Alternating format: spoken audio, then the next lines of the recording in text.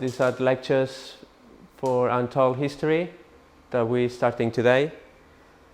And today we're going to be talking about the New World Order, today and next week. That's going to be the topic for the first 2 weeks. And today specifically we're going to deal about 3-4 different topics, all related with the New World Order. First of all will be the symbolism that we find in the $1 bill in America. That's, as you all know, that's the front of the $1 bill with George Washington's face. That's the reverse of the back of $1 bill. And specifically, now we're going to be talking about something that is known as the Great Seal of the United States of America, that is composed by these two different pictures, an eagle and a pyramid. Let's start with the eagle. There is loads of symbolism in this picture. If you count, there is 13 bars in this shield that the eagle seems to be holding in front of its chest. 13 leaves also in this side of the picture, which is a symbol. They are, as you can see, there is olives, so it's an olive tree leaf, which is a symbol for peace, but also is a symbol for a nation, which is the nation of Israel. They have the olive tree leaf as a symbol. Also, and as I said, there is 13 leaves here, and 13 arrows that the eagle is holding, which is a symbol of power. Also, on top of its head, there is 13 stars, which all have a shape. You can see they are all 5-pointed stars. There is some light shining around them. And here you can see many flags around the world that they all have the same feature, a 5-pointed star. China, Brazil has loads of little ones, Iraq, Iran, Kosovo, obviously the US, Panama, North Korea, Europe, New Zealand. There is literally, I couldn't put them all up on the screen because it would take a long time, but literally there is hundreds of flags, and they all have this thing in common, that they all have one or more 5-pointed stars.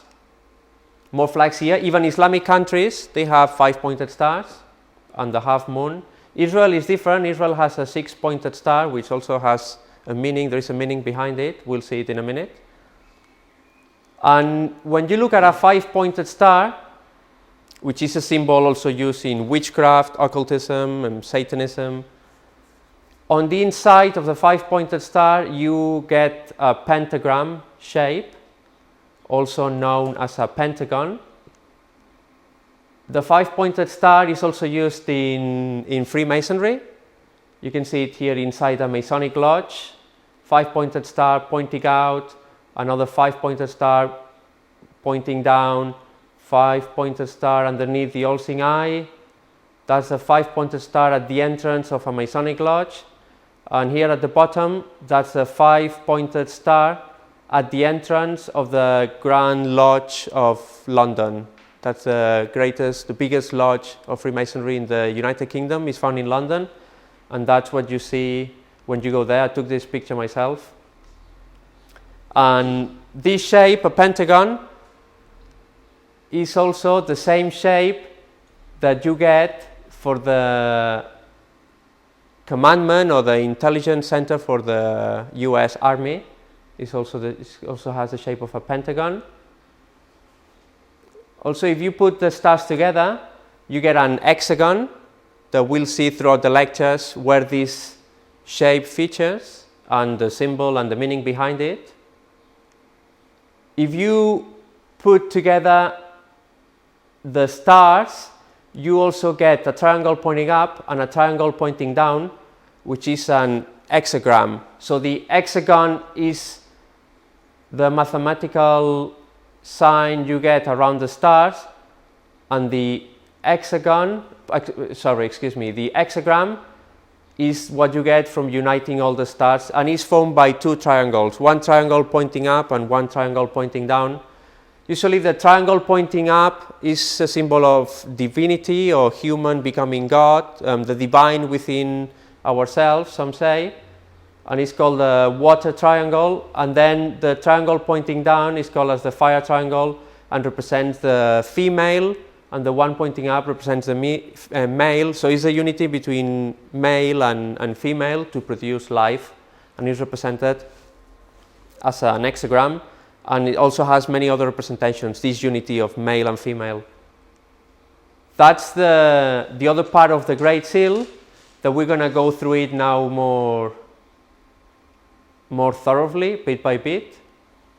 As you can see, at the top, you have one of the most prominent things is the all-seeing eye on top of the pyramid, which is not touching. The capstone is separate, it's not resting on top. And that eye is also found in this front piece of The History of the World by Sir Walter Raleigh in 1614, which includes the image of an eye with a glory shining around it, and then surrounded by cloud with the word Providentia written above it, and with the eye overlooking the glove. So it's a symbol for God, for divinity. And here is also, there is light shining around the eye, like in this piece of work by Sir Walter Raleigh. Also notice that one side there is two angels. One angel is on a light side and another angel is on a dark side, and that's also to represent the good and bad within divinity, and the male female side of divinity. That's also is represented in secret societies, in occult circles. They also represent these two sides of the divinity: good and bad, male, female, dark and light. Also, where you can find the all-seeing eye in ancient literature or documents is that during the declaration of the human rights during the French Revolution. That's the declaration they wrote, that looks, if you have seen pieces of the Ten Commandments, when they are represented in some Bibles or some archaeology, they are represented with this shape. So it's reminiscent to the Ten Commandments, but obviously they are changed. And here we read, Declaration of Rights of Man and of the Citizen in 1789 was adopted by France National Constituent Assembly, and is an important document in the history of the French Revolution and in establishing human rights. There are a number of Masonic symbols used in the artistic representation of this declaration, made in 1789, which is a significant year, 1789, we'll come to that, by Jean-Jacques François Le Barbier, including the classic eye in pyramid symbol at the top, used in an apparently positive way. So here is the all-seeing eye, and here that's known as a bundle of a rod of fascia. That's where we get the word fascism, because the Roman emperor would have in his hand always a bundle of rod of fascias. He would go to the Capitol Hill, it's another interesting name, Capitol Hill. He would set it up on there and declare that all power is on him. That's where we get the word fascism. That's what fascism means, all power in one man. That's a Jesuit church in Germany. Notice also the all-seeing eye on top. Another cathedral in Germany. There is also, you can see the all-seeing eye, which they say represents God. That's another church in Germany. You can see the all-seeing eye right at the bottom. Also, most of the times it's depicted with light shining around the triangle, and there is a reason for that. And that's a very recent picture. That's a church in Poland, a Catholic church in Poland, that you can see all the setup and the shield here, because was ready to receive the Pope. The Pope was about to do a visit to this church in Poland, and you can see a really big all-seeing eye, and again with rays of light shining and surrounding the eye. That's a charismatic Christian church in North America. They are singing, and you can see, can you see it all behind on the screen? Yeah. Here you can see they have a big all-seeing eye. So we see on all these different groups, some Christian churches, cathedrals, in Masonic temples, they all depict this all-seeing eye. Here more examples of where you can find it. That's Vishnu, and she has the all-seeing eye here on that sword. Again, all-seeing eye in Freemasonry, all-seeing eye in Catholicism, the all-seeing eye in Islam. That's an Islamic amulet in a taxi in an Islamic country. That's the all-seeing eye on top of a tiara on a bishop or Catholic priest. This picture in the middle, that's the Salt Lake City Mormon temple in North America, in Utah, and they also have an all-seeing eye represented in their main building.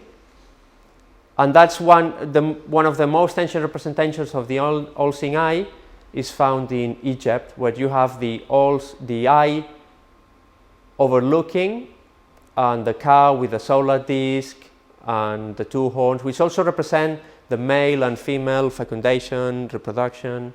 We'll get into that later on throughout this series.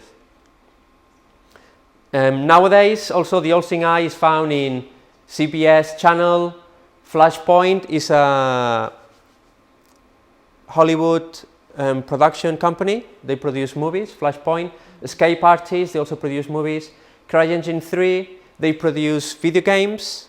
They create video games. NVIDIA is the same, they create video games. That's a very interesting one. Information Awareness Office in the US.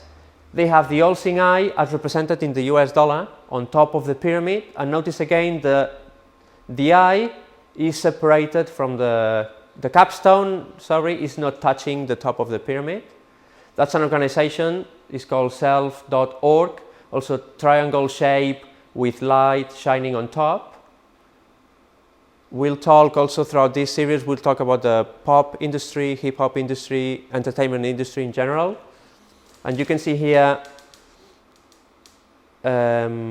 Jay-Z, I forgot his name for a second, Jay-Z doing the pyramid shape and holding his eye right in the middle because he belongs to a secret society.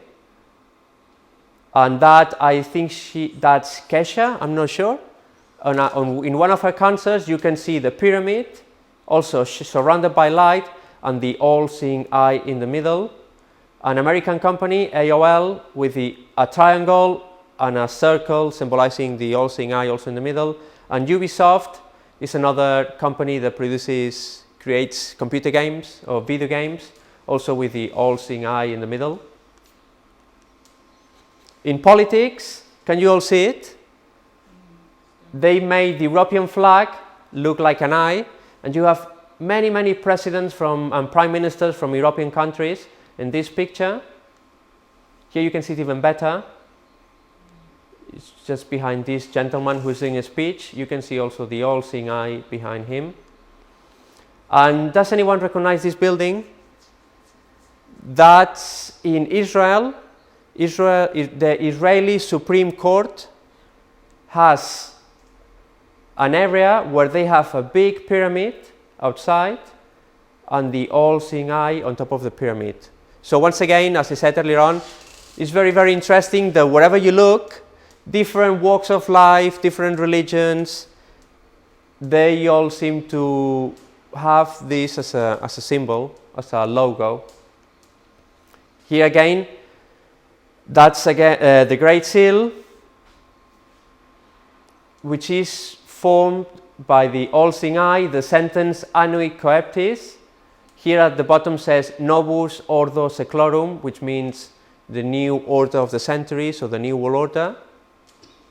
The pyramid is formed by 13 layers. You can count them, those watching at home. You have more time, you can pause the DVD, and you can count that there is from the bottom, where there is a Roman number, we'll come to that now, You can count 13 layers, 13 letters, Anui Coeptis.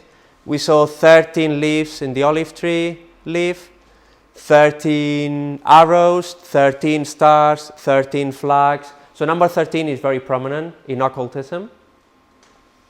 And in the Kabbalah, which is the occult interpretation that some people do of the Old Testament, and which is a secret science that has been adopted by Freemasonry and some secret societies, 13, 12 plus 1 equals Messiah, but also it means Lucifer or Satan. Depends which side of the deity you worship, as we said earlier on, Lucifer, the light side, Satan, the dark side.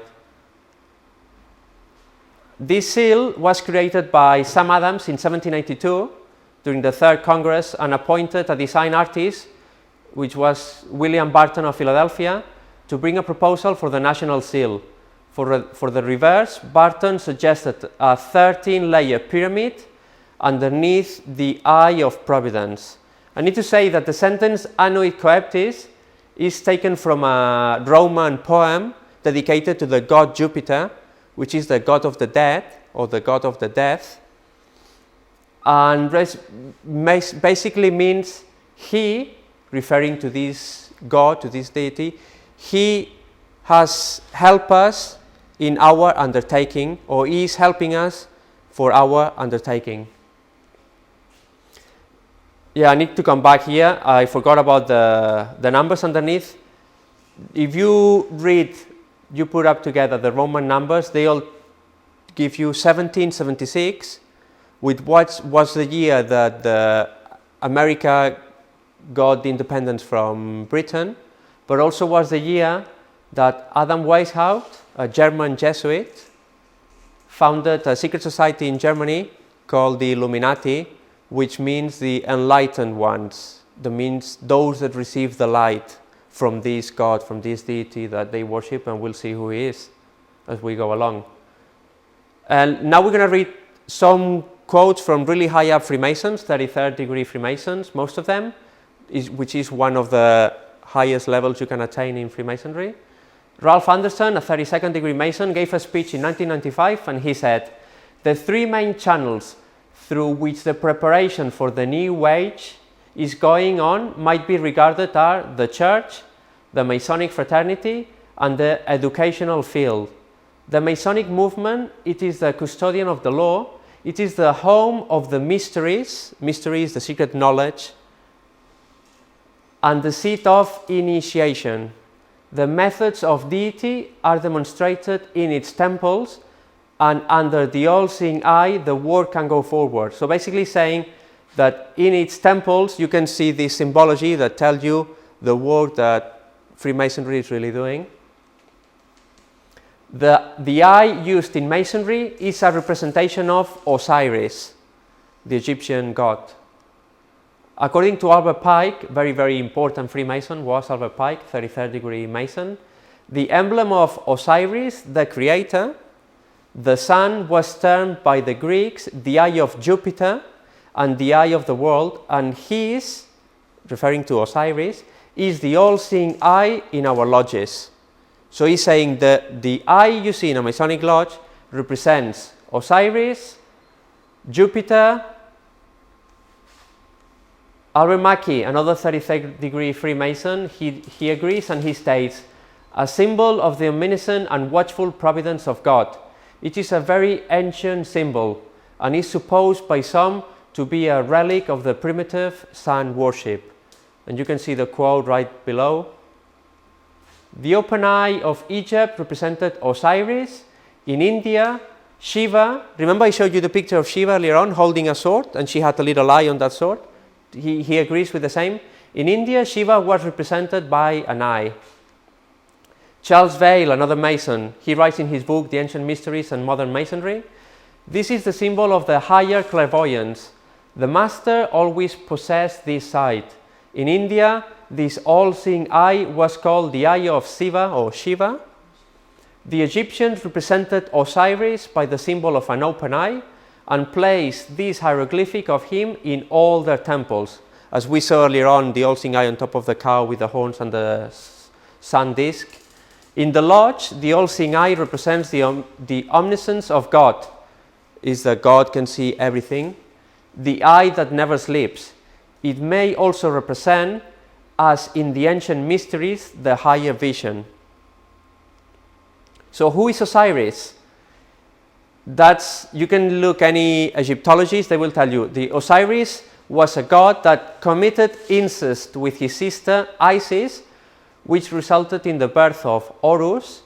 He is also the Egyptian god of the dead, as well as the sun god. So the eye represents the god of the dead.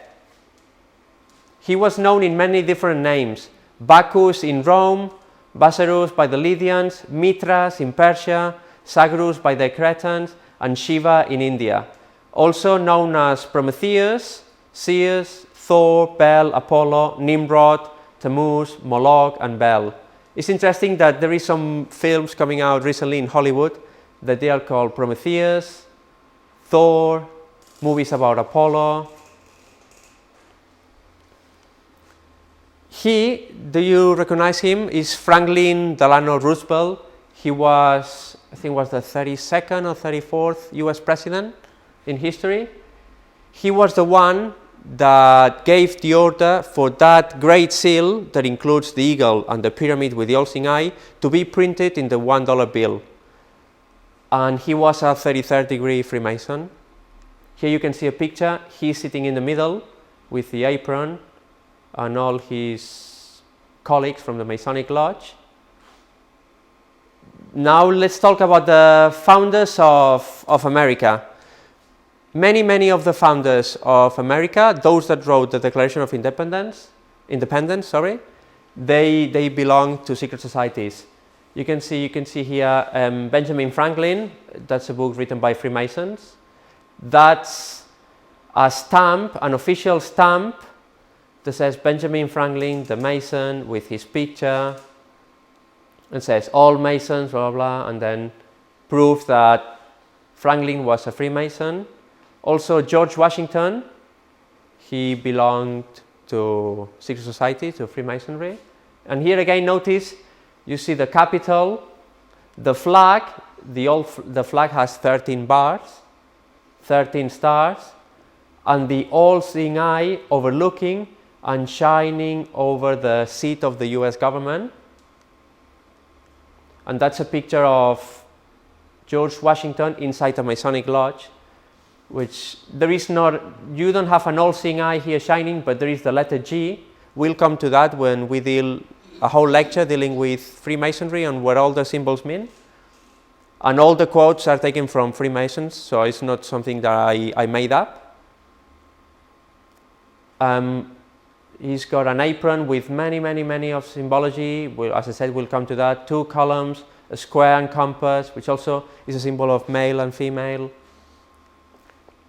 And notice the tombs. Do you remember who were the first people to go to America? They were people that, most of them were Christians. They were running away from persecution in Europe. That's why they flee to America, because they wanted to set up a government where they had freedom of religion and freedom of conscience. So usually Christians, when died, what do they put in their tombs when they die? What do you see in a cemetery when you go to a cemetery? Usually you find crosses, don't you? But here, the tombs of Franklin, Alexander Hamilton, and George Washington, you don't find a cross. This shape is known as an obelisk, also known as a pillar or a stela, and it's quite interesting that they don't have Christian crosses, but they have obelisks in their tombs. Now we're going to talk about the front of the $1 bill. And when you look, first you grab a $1 bill, you don't really see what there is hidden there, but that's what is called occultism, because that's what occult means to be hidden, to hide. But at the top right corner, there is something that you're going to see now. You can see better here. That is an owl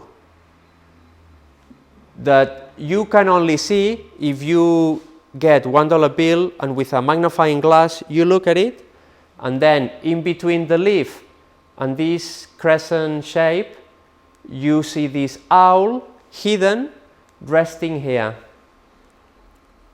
And why an owl? Why put an owl there? What's the meaning of this? An owl is the symbol of the Bohemian Club, BC. They use this very looking friendly owl in the servilettes. That's one of the servilettes on the meetings they hold. They use this with an owl on it.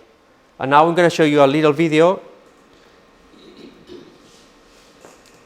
that talks about the Bohemian Club from some American news. Now a question. What have Herbert Hoover, Art Linkletter, Jack London, and Richard Nixon all had in common? Well, they've all been members of the exclusive all-male Bohemian Club in California, where every year at this time the elite from around the country get together for 2.5 weeks of fun and games. Steve Shepard has this. Did you notice he had to think? I had to stop for fun and games. Members of San Francisco's exclusive and all-male Bohemian Club have once again descended on Northern California. These men will spend most of the month of July encamped on some 2,700 acres of pristine and privately owned redwood forest. Forest very much like this. The place is called Bohemian Grove, and it's located just 80 miles north of San Francisco. The Grove is the Bohemian Club's summer retreat, and its facilities are hidden beneath lush forest canopy extending south from the banks of Sonoma County's Russian River. For more than a century, the camp has been a place where club members and guests from all across America gather to relax. The retreat is divided into dozens of small camps, the most prominent of which is called Mandalay. Among its members are businessmen like Leonard Firestone and Edgar Kaiser, and political figures like Gerald Ford, Henry Kissinger, William French Smith, and George Shultz. President Reagan, Vice President Bush, and Defense Secretary Weinberger are members of other camps. Richard Nixon is a Bohemian, and so are high-ranking executives in such companies as Eastern Airlines, Standard Oil of Indiana, and Bank of America. For the most part, the men of Bohemian Grove are over 50, highly successful, and, according to many employees, politically conservative. Well, each year, many of them think we have a stunt, or trying to come up with a stunt. Last year, 1980, the popular button was Free the Fortune 500. Membership in the Grove is by invitation only, and is determined by such factors as social standing, occupation, and personal connections. Privacy is one of the Grove's most cherished virtues. Members may not photograph, record, speak, or write about activities after retreat. While many public officials are Grove members, the press is a distinctly unwelcome guest. Where's my ABC News? Well, get back there. Get back there. Did we talk to somebody in there? Get back there. Anyone willing to... Okay. So as you can see, very prominent people meet at this retreat, which is found in California, and they hold a meeting there once a year. And that's been going on for over 100 years. Here, that's an actual picture of Ronald Reagan and Richard Nixon holding a very casual meeting. Can you see the massive tree behind, because they're in the middle of the woods, of the forest? That's Helmut Schmidt. He was the Chancellor of Germany when Europe was debating whether to create a European Union, and he's doing a speech at the Bohemian Club meetings, retreat. And what else do they do? That's a picture taken from footage. Do you see earlier on, I put the picture again. That's the lake. There is people sitting here around. And here at the top you can see an image. You cannot really tell what it is, but in the next picture you can see better. That's the lake. There is some people wearing robes, holding big fire candles, flames, and that behind them is a massive owl. It's like 25, 30 foot tall owl made of solid rock.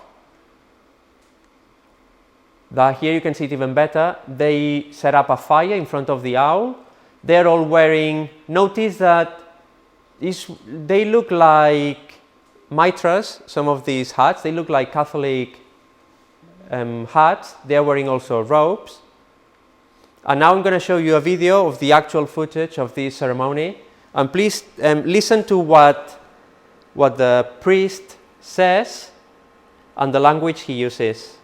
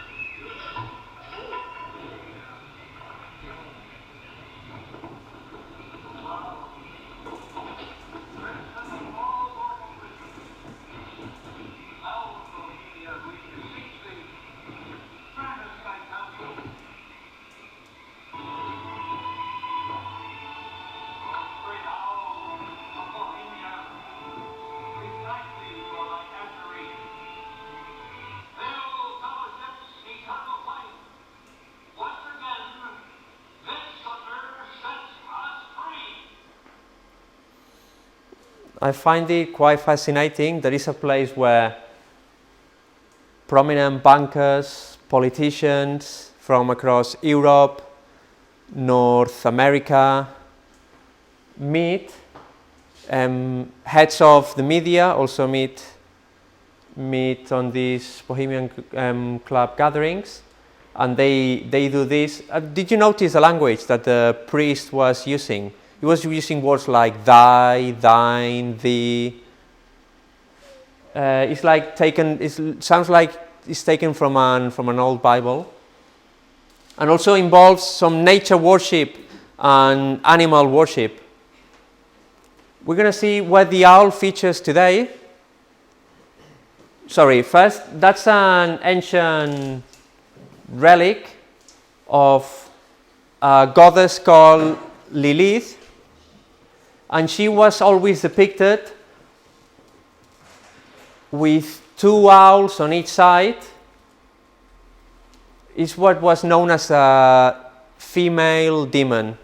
There was the male side was Moloch, which the Jews got in trouble many times because in ancient times, in the days of ancient Israel, they started copying what the nations around them were doing, that they used to sacrifice children, even their own babies, to this god called Moloch. And in the book of Isaiah is called Lilith.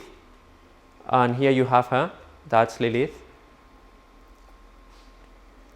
That's the National Press Club logo.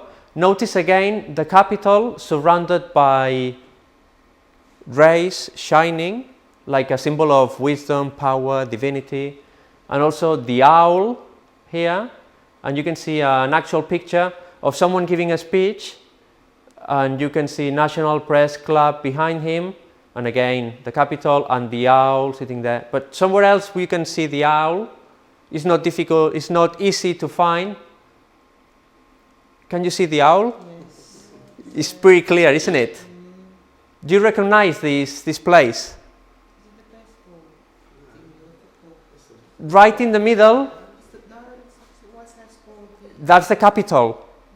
That's the US Capitol. And the shape of the gardens surrounding the Capitol and the streets make an owl. You can see clearly the ears, the body, the tail. Here you can see better with this drawing, helps to find the owl.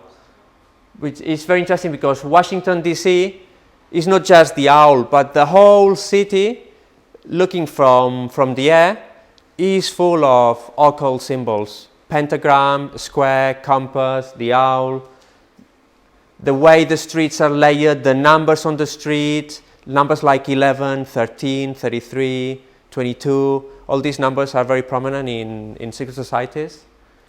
They are all very, very, very important in Washington DC, because one of the men behind the building of Washington DC, he belonged to a secret society, so he laid out the city using all that symbology. Let's talk now about the banking system. These are the Rothschild family, are the most prominent banking family in the entire world. They were very, very important bankers originally from Europe. Nowadays they are a very prominent British family based in London. Here what I've got from a book written by Gary Carr, a very prominent man in America. He used to work for the US government in the state of Indiana, I think. And here's what he said, what he discovered. Before that, he didn't have a clue. He just lived like all of us, blissfully thinking that things happen because that's the way it is and that's it.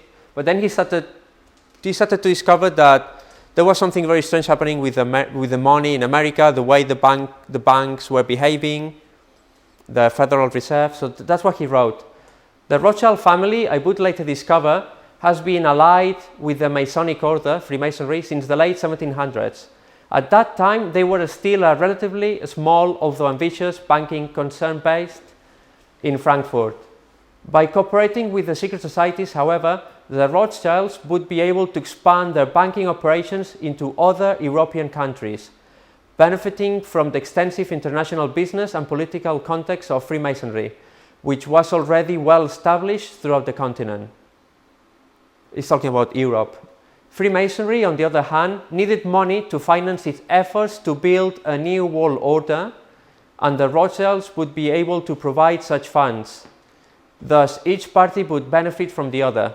By the 1820s, the Rothschilds had become the dominant banking family of Europe, controlling the fastest growing banking houses in France, England, Austria, Italy, and Germany. Operations in these countries were overseen by the 5 Rothschild brothers, which you have the pictures behind, each of whom controlled a different country. Those bankers who allied themselves with the Rothschilds and the Masonic Order became wealthy in their own right.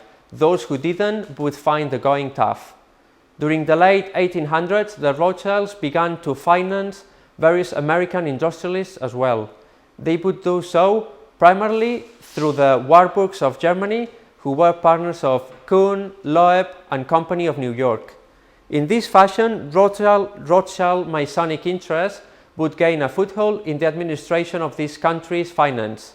Both the Warburgs and Kuhn Loeb would later become principal stockholders in the Federal Reserve, with Paul Warburg becoming the first chairman of the Federal Reserve Board. So you have the banks that the Rothschilds set up, the Central Bank of England, the first bank established in the United States, and the Federal Reserve in America. Small local banks were first bought out by larger in-state. Bigger regional banks then purchased these large state banks. Once this process had been completed, the regional banks were merged with the New York superbanks in unprecedented acquisitions until a few banks controlled nearly everything.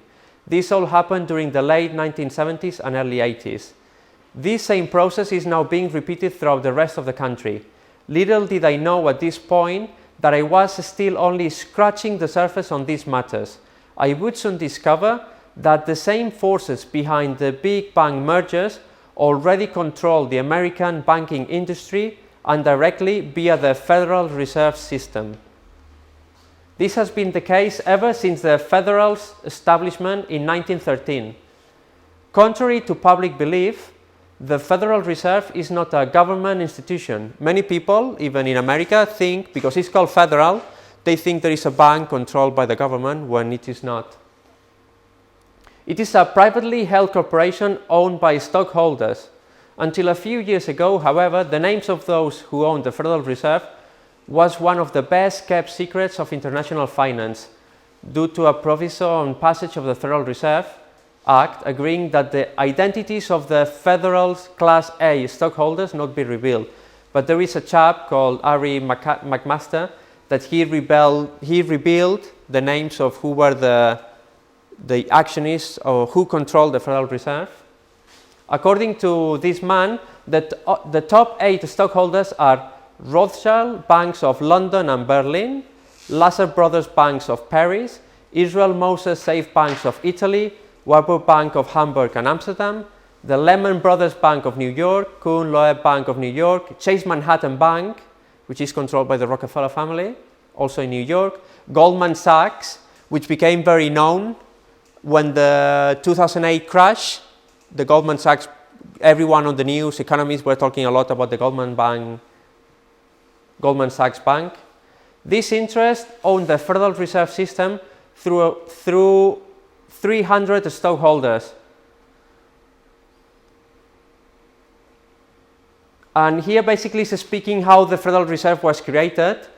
The first one to pass an act to create a bank that is not controlled by the government but is controlled by private hands was the grandfather of the Rockefeller family. His name was Nelson Aldrich.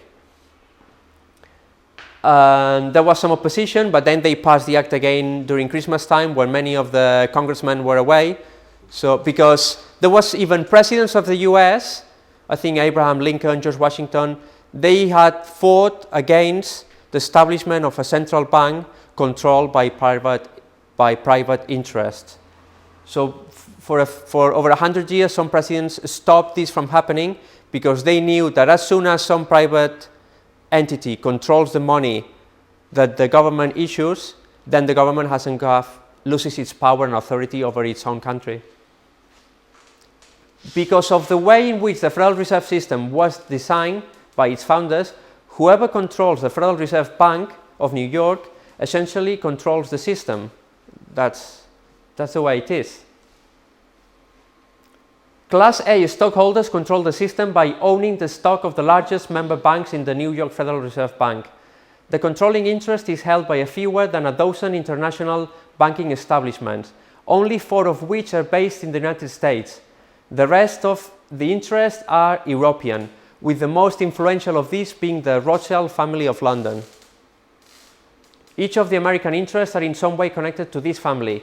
Included among these are the Rockefellers, who are by far the most powerful of the Federal's American stockholders. Throughout these lectures, the name Rockefeller will come across a few times, and also Rothschild. That's a book written by John Robinson in the, I think it's early 800s, called Proof of a Conspiracy Against All the Religions and Governments of Europe. And that's what he said. The primary goal of the Illuminati is to get the possession of riches, power and influence without industry. Basically, without working, we can control power, industry, and money.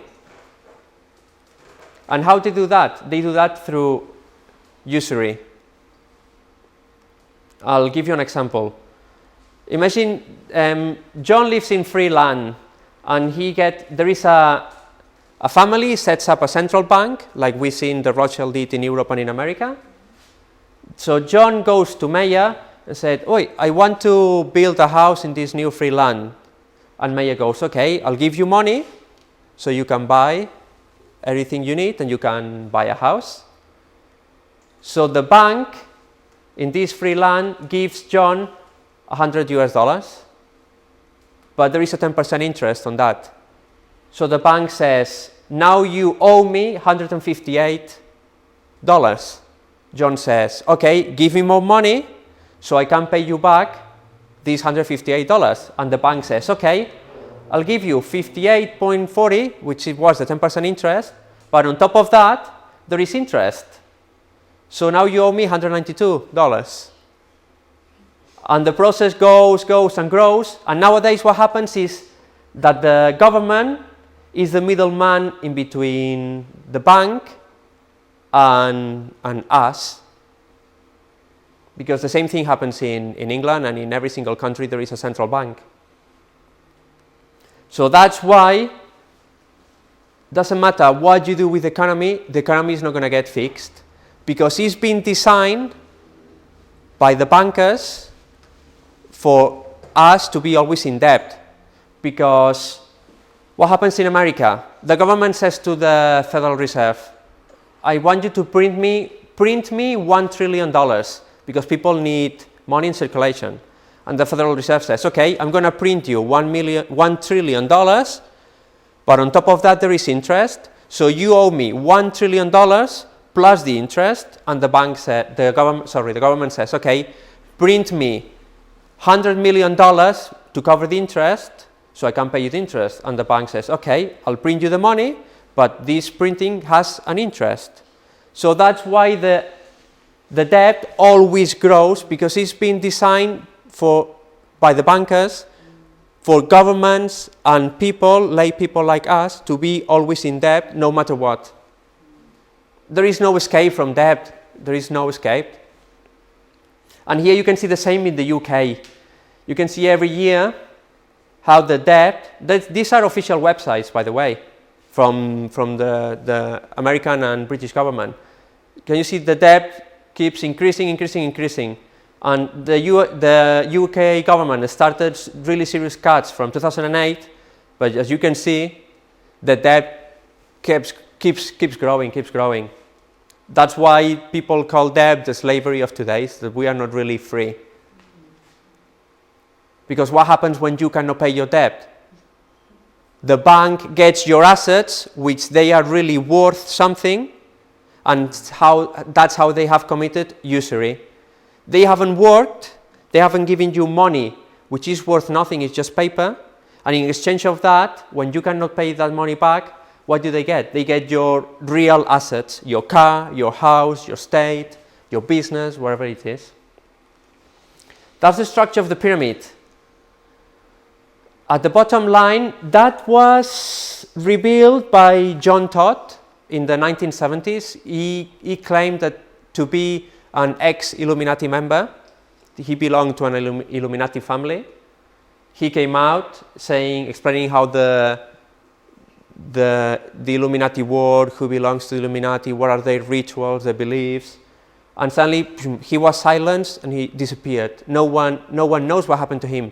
Some people say that he was killed, some people say that he was put in a mental institution, but there is no record of him, nothing. But you can find his tapes, you can find his videotapes of him talking and having interviews and explaining all his life and how he was introduced to occultism.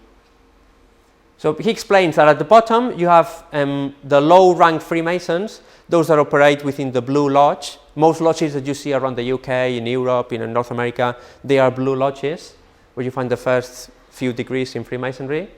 Then you have other groups like Lions International or Rotary International. Then here you get the Grand Lodge of Orient, which is based in France. B'nai B'rith is a rite where only Jews are accepted. So if you are not a Jew, that means you cannot go any further up on the pyramid. Nothing against the Jews, by the way, but that's the way it is. Yes. Is it the Rotary? Is that the talking about the Rotaries that we have here? Yes, the Rotary Club. Oh, Yes. okay, I didn't know that. Yes.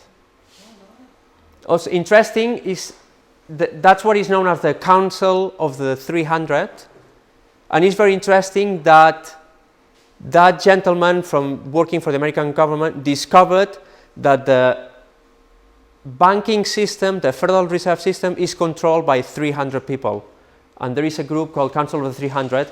Out of the 300, there is a group taken that is called the Council of the 33, because they are Freemasons that have reached the 33rd degree in Freemasonry. As I said earlier on, we'll come to that when we talk specifically about Freemasonry. Then there is Council of the 13, which John Todd said, here you have bankers and people from the church, and when he was talking about the church, he meant the Catholic Church.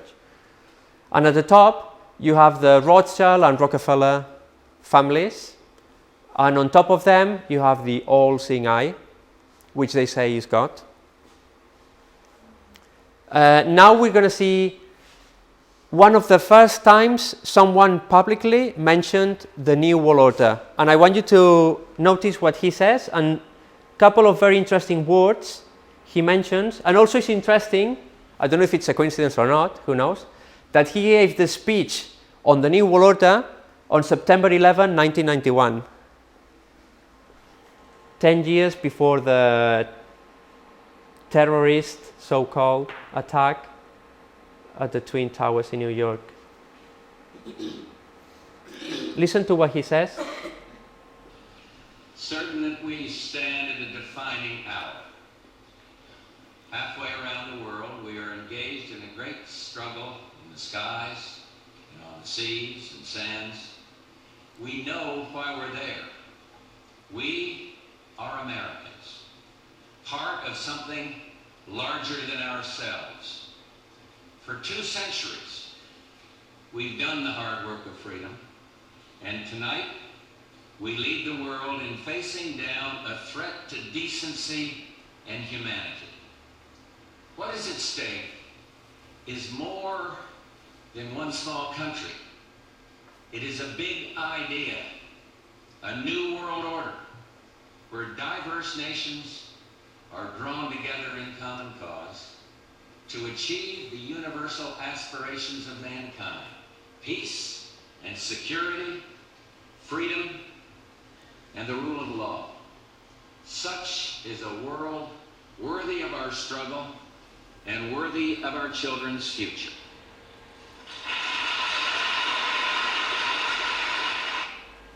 Okay. Did you notice he mentioned, but he was talking, that's the first war in Iraq, when Saddam Hussein invaded Kuwait in 1991. That's when George Bush Sr. gave that speech, and that was one of the first times publicly someone mentioned the word New World Order. I noticed that he said, what is at stake is more than a small country. So it's more than us fighting to free a small country. What we are after is for a new world order, to achieve peace and security. Very interesting words, peace and security. Does George Bush belong to secret society? Yes, he does. And I'll show you the pictures as we go along. More people that have mentioned a new world order. The Economist, we need a new economic order. Gordon Brown, New World Order to save the earth. The business editor, he used to be the business editor for the BBC. He put on his website edition for BBC News, the economy edition, the title was New World Order. Gorbachev, the ex-president of the Soviet Union, communist, he said, further global progress is now possible only through a quest for universal consensus in the movement towards a new world order. And I even heard him myself live on TV. One day I was having breakfast in Spain before going to work many years ago, and he was doing an interview live, and he mentioned that we need to build a new world order. Here I'm going to show you a video of loads of prominent people talking about the new world order. We have before us the opportunity to forge for ourselves and for future generations a new world order, a world where the rule of law, not the law of the jungle, governs the conduct of nations. When we are successful, and we will be, we have a real chance at this new world order, an order in which a credible United Nations can use its peacekeeping role to fulfill the United Nations, we'll talk about them too. UN's founders. He's Henry Kissinger. He's the man attending the Bohemian Club meetings and the Bilderberg Group. Is to actually create a new world order. A world in which there is the very real prospect of a new world order. It's about the future of Europe and the new world order. After 1989, President Bush kept said, and it was phrased that I also used myself, that we needed a new world order.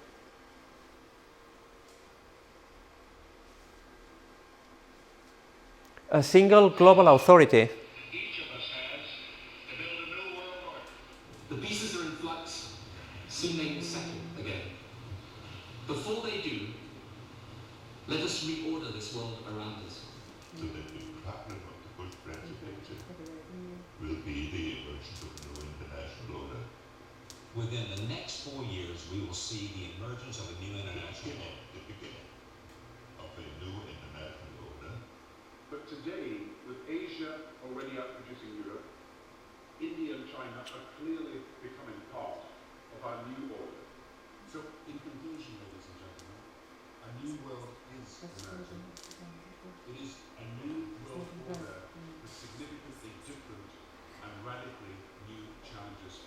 I think its path will be to develop an overall strategy for America in this period when really a new world order can be created. It's a great opportunity. Can you see a new world order can be created? Good evening, everybody.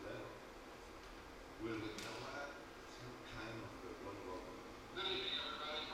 Obama and British Prime Minister Gordon today calling for a new world order to tackle our global economic crisis. And the president outlined his vision of a new world order in which the US would participate fully. We've got to give them a stake in creating the kind of world order that I think all of us would like to see. So I see a world order in the future with a multipolar world order.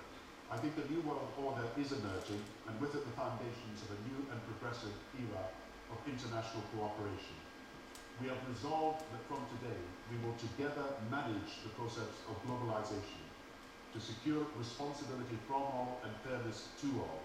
And one of the ways that will drive the change is through global governance and global agreements. But in a globalized economy, we are going to have to take global responsibilities, and is going to have to be some semblance of global governance. Never before has a new world order had to be assembled from so many different perceptions or on so global a scale.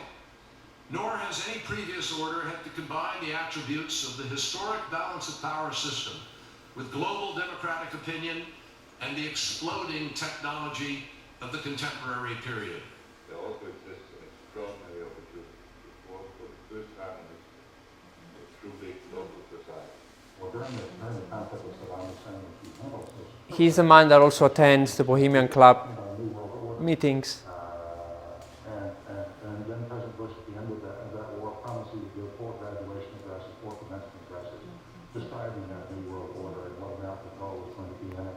Turned out he gave one of those addresses and canceled the other 3, talking about something else. That's what, but they weren't ready yet. That in fact we're all going to have to give up a little bit of our sovereignty in order to make the world work. And I strongly believe India will be a central actor in the new world order.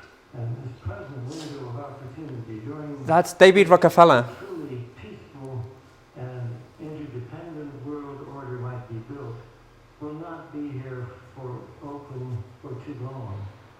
Already there are powerful forces at work that threaten to destroy all of our hopes and efforts to erect an enduring structure of global cooperation. Are you optimistic a global system can happen from what we've heard so far? It could happen, and in fact it's in the works. And that's Rothschild, one of the Rothschilds, being confronted by someone on the street. People were not afraid, and we are waking up to the robber barons and the big banksters who are looting our economy with the Federal Reserve. Well, We just want to let you know He doesn't know what to say. legitimacy, and that we as a people are not afraid, and we are waking up to the robber barons and the big banksters who are looting this economy with the Federal Reserve. well,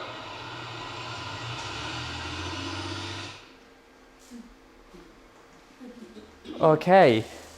So we've seen many prominent people from the Western side also promoting the idea that we need a new world order is coming.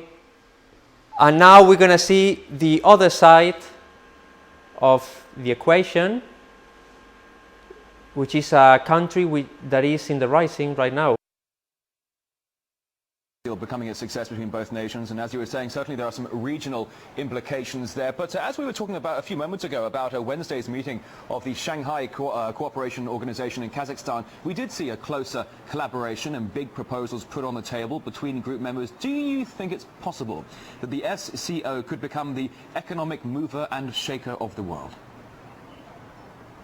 I hope so, and I believe so. Now, I believe the world is at the crossroad, historic crossroad, or some may say the world is at the brink of either being subdued or overcoming the U.S. NATO military intervention in Libya, now moving into possibly Syria, or even to Iran. If Russia, China, or these SCO, the alliance are weak, so that not enough to stop the U.S.-led NATO military aggression in North African region. So I hope so. The SCO, Russia, China, Russia leading this new global movement to balance the power in the world so that they can build a new world order where no more unilateral, aggressive, or even colonial methodology being put into a sovereign nation such as Libya.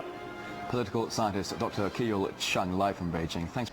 So here you have, it's very interesting, you have Western politicians and bankers and people in the media saying we need to build a new world order, and then you have people on the other side, or the flip side of the coin, from China, Russia and Islamic countries, that association, also saying we need to build a new world order to fight the aggression and the military interventions of America and its allies. So there is something going on. Someone else calling for a new world order, the Pope. John Paul II called for a new world order.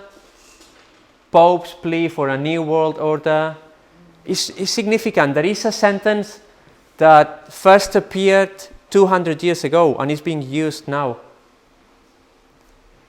Ratzinger, new political and financial world order. And look at what he says. Pope urges new world economic order,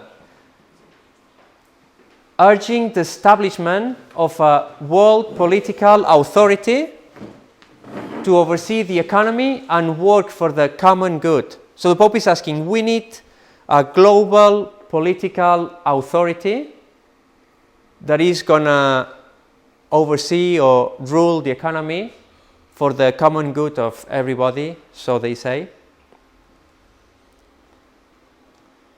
And we finish with a short clip from a lady that she was a senior counselor for the World Bank.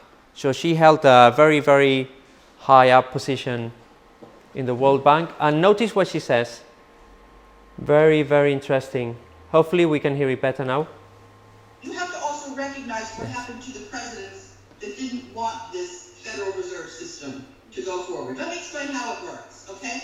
If you have the Treasury Department that's issuing the currency, then you don't have to pay interest on it.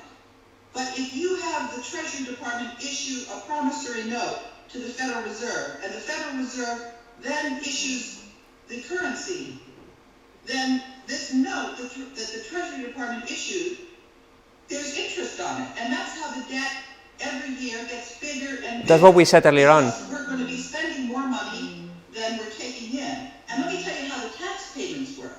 This, I couldn't believe it in the beginning, but it's absolutely true. You know when you fill out your taxes and you send a check one place and you send the tax form another place? The check that you send goes directly to the Federal Reserve, and they take that check and they send it to the United Kingdom, and the UK keeps, not the government, the UK banksters keep 40%, and then they send 60% on to the Jesuits in the Vatican. That's what's happening to our tax dollars. Ooh, very interesting what she said. Did you notice she said the money goes to England, but not the English government, goes to the bankers, which must be the Rothschild family, and they keep 40%, and the 60% is sent to the Vatican, to the Jesuits, she said. And I'm getting a lecture ready to show you who runs England, and it's not the Queen. It's not the Queen, and it's not Prince Charles or Prince William or Prince Harry. And there is a very, very strong link with what she said. So that's been all for today. Thank you for being so patient. I had to say it, I had to. That has shocked me. And for coming, and I'll see you again hopefully next week.